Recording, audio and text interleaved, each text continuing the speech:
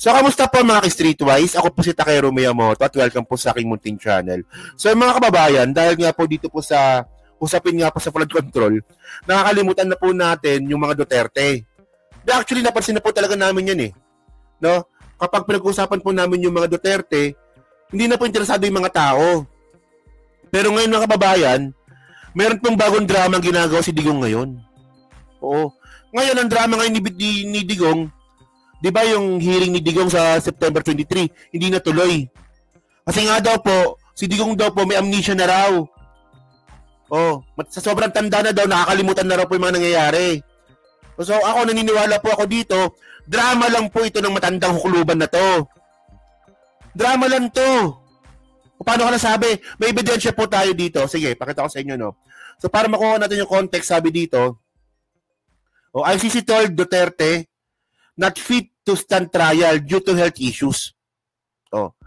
Mga kababayan, ito po yung pinakamadaling drama na pwede po natin gawin. Meron tayong sakit na kalimot. Tama, Ai Chang, di ba? Police protector. Tama, di ba? Ang dali lang gawin ito. Takero Miyamoto. Kunwari ako yung si Digong, ha? Takero Miyamoto. Ano ito mo pangalan? Hindi ko na pumalala eh. Ano ba? Namalala? Ang dali lang nun eh. Takero, kailan birthday mo? Hindi ko alam kung birthday ng anak ko yun o birthday ko yun. Ang dali lang nun, mga kababayan. So ngayon, ito po yung ngayon ng bagong drama ngayon ni Digong. Hindi daw po siya pwede na makapag-trial kasi daw po may amnesia na raw. Selective amnesia. Tingnan niyo ha. Agree ba kayo doon? Tama naman, di ba? Ang dali lang magdrama ng na may amnesia ka eh. Sabi dito ha, Mr. Duterte is not fit to stand trial as a result of congenitive impairment in multiple domains. Ano yun? Mr. Duterte condition will not improve and for this reason, the pretrial chamber must adjourn all legal proceedings in his case indefinitely. Kita nyo ha? Sabi ni Kaufman, mga kababayan. Diba? Sabi ni Kaufman. Dahil daw po sa kalusugan nga daw po ni Digong, kailangan na daw pong itigil daw po indefinitely yung proceedings. Ay potang ina talaga. Kaayos talaga. Alam naman natin mga kababayan na si Digong nga po, isa po siya sa pinakamagaling na drama na dramatic actor. Tingnan ninyo ha. Naalala nyo nung hinuri si Digong? Di ba ni Torre? Yung merong katabing oxygen. Naalala nyo yun? Press one sa nakaalala. Puta nung nahuli po si Digong, humiga. May katabing oxygen. Tapos yung oxygen hindi nakasaksak. Drama! Nalala nyo? Nalala nyo si Digong? Nung sa Maisog Rally. Di ba? Nagmumura pa si Digong di ba? Na, puta wala!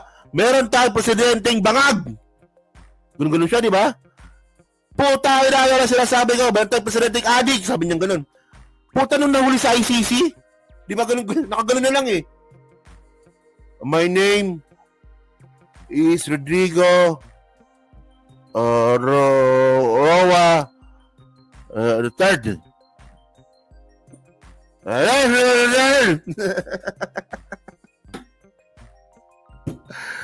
Drama! Buha ka ng ina ka, Digong. Puta, pagkatapos mo pumatay ng tao, di ba? Pagkatapos mo pumatay ng tao, magdadrama-drama ka? Ang gago no?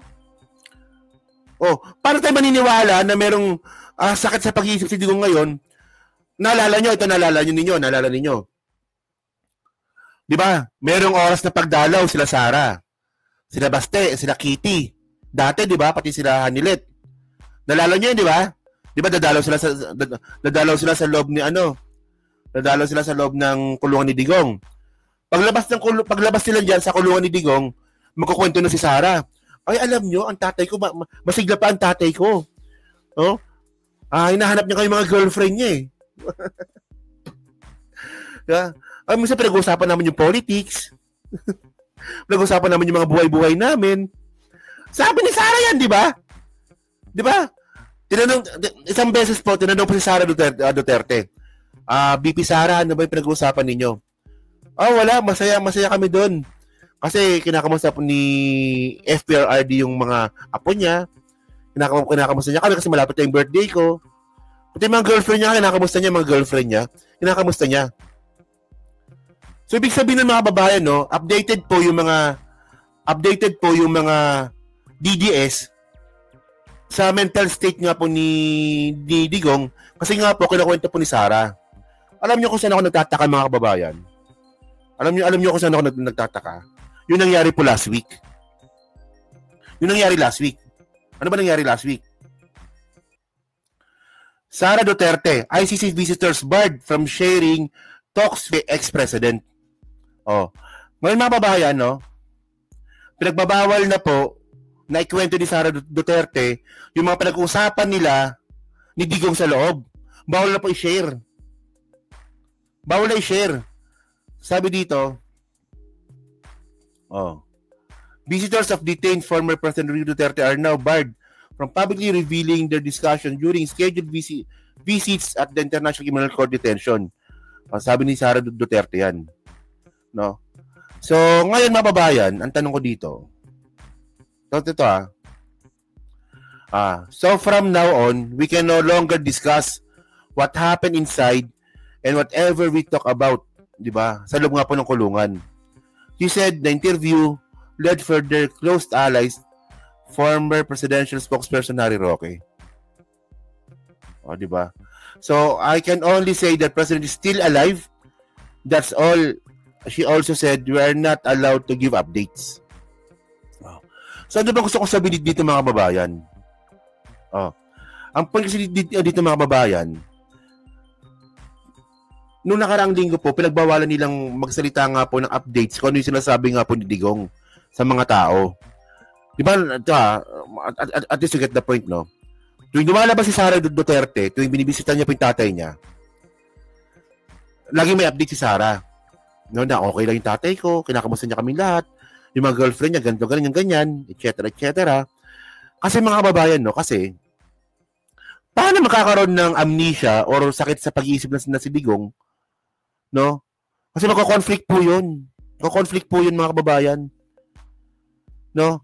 Kasi paano magiging makatotohanan na merong amnesia nga si Digong, amnesia natin kung tawagin, kung palagi siyang updated. Di ba kung palagi siyang updated, kung kinakamusta niyo yung mga anak niya, kung kinakamusta niyo yung mga girlfriend niya. So ano yun? Selective? Selective yung amnesia niya. Di ba? So ako naniniwala kung drama lang to. Drama niya lang to. Kasi okay lang sana, maniniwala na sana ako kung walang history si Digong na nagdadrama. Dramatic actor nga yan . And by the way, mga kababayan, no, ang pa nakakatawa dito, diba kinakamusta nga po ni Digong yung girlfriend niya, no? Lagi. Nagmana dito yung yung apo niya, ito yung apo niya. Yung apo niya, Iba-iba rin babae ng apo niya, Kilala niyo to? Si Omar. Diba? Kung gaano kadami 7-Eleven branches niya, for 7-Eleven franchise niya, no? Ganun din kadaming girlfriend niya. Nagbana sa lolo. Nagbana sa lolo yung Pogi! Tayo na, Pogi! Pogi nito, no? And by the way, mga babae na nakakatawa dito, dahil nga po dyan sa nangyari nga po kay Digong nga po na drama na ni Digong, na may amnesia na nga daw po siya.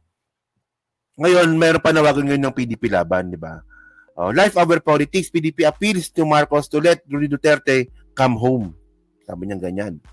So, Partido Demokratiko, di ba, PDP, party has pleaded to President Ferdinand Marcos Jr. to bring home former President Rodrigo Duterte back to the Philippines, saying the matter is about the life and dignity of a fellow Filipino. So si Alfredo Cusi. Alam niyo, nakakatawa si PDP laban mga kababayan. Nung panahon nga po nung malakas pa si Digong, no? Nung nakalaya pa nga si Digong dati, di ba? Itong mga PDP laban mga kababayan, sila po yung mga kasama sa Maisog Rally. Na yung umakit sa stage, gaganong-ganon sa stage, di ba? Abagsakin ng gobyerno. Sila po yung PDP laban po yun. Sila Cusi din po yun. Kasama si Digong minsan. O nga, tapos ngayon, bilang-bilang sila magmabakaawa na, oy, Presidente Bongbong Marcos, for the sake of humanity, palayain mo na si Digong. And by the way, mga kababayan, wala na pong magagawa si PBBM dito. Kasi po yung jurisdiction po ng yung jurisdiction nga po ng kaso ni Digong, wala na po sa Pilipinas, sa ICC pa. Ang bobo-bobo talaga ng mga hayop na to. 'Di ba? Alam niyo, no, ano bang gusto niyo palabasin? Na yung presidente walang puso kasi ayaw pa si Digong.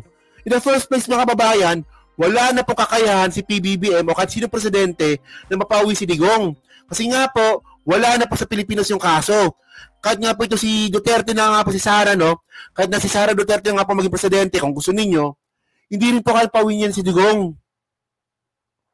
Ang ginagawa na kasi ng mga hayop na to, na nagmamakawa kunwari sa presidente, na alam naman nila na walang magagawa yung presidente. Sabi-sabihin nun, di ba? Gusto na lang nila palabasin na walang puso yung presidente natin. Di ba? Ewan ko dyan sa mga yan. So yun mga babae, sa kayo po, no? Pumasabi nyo nga po dito, sa gandang lalaki nga po, nung apo ni Digong. Omar yun, di ba? Pogi, no? Di ba, Aichang, no? Pogi. Pogi ni Omar, no? Hindi. Ano nga pumasabi nyo nga po dito, sa pagkakaroon nga daw po ng amnesia or dementia nga po ni Digong. So kayo po ba, naniniwala po ba kayo dito o drama niya lang to? Di ba? So kayo na sa pag-comment na po sa baba, binabasa ko pang lahat and share pa dyan po sa Team Replay, palag pa-subscribe, hindi makalabisan, pa-share naman po ng video po na to. Yo, so thank you mga kababayan, no? So kita na lang ulit tayo mamaya siguro, no?